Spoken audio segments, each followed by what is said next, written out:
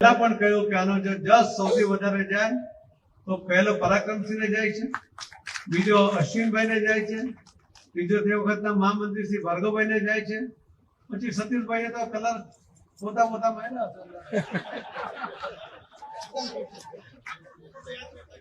આખું ખોખું તો આલોકે તૈયાર કર્યું.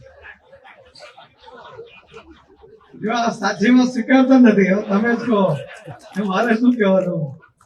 અરે હું પહેલા દિવસ તેનો સાક્ષી છું સતીશભાઈ. એમાં બી મારે જ ફોન કરવા પડેલા, હજુ બાકી છે તેને મારે જ ફોન કરવા પડશે. સતીશભાઈ થી કોઈ પાછળ પૂછ્યો નથી.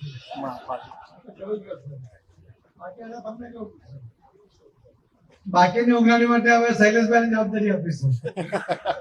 2024 તો લોકસભાનું ઇલેક્શન 5 લાખની લીડ નહીં, 5 લાખથી વધુની લીડ અને સામે કોઈ ઉમેદવાર ઉભો રહે એની ડિપોઝિટ જપ્ત થાય એવો સંકલ્પ તમારે બધાએ કરવો જોઈએ. વાતાવરણ તમારા તરફેણમાં છે, કોઈ હરીફ સામે નથી અને આવા સંજોગોમાં આપણી આળસ કોઈ હાલતમાં મંજૂર નથી.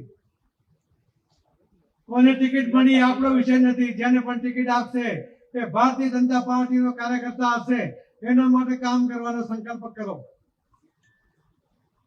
આને ટિકિટ આપી અને ન આપી એના કારણે કોઈ નારાજ હોય તે ભારતીય જનતા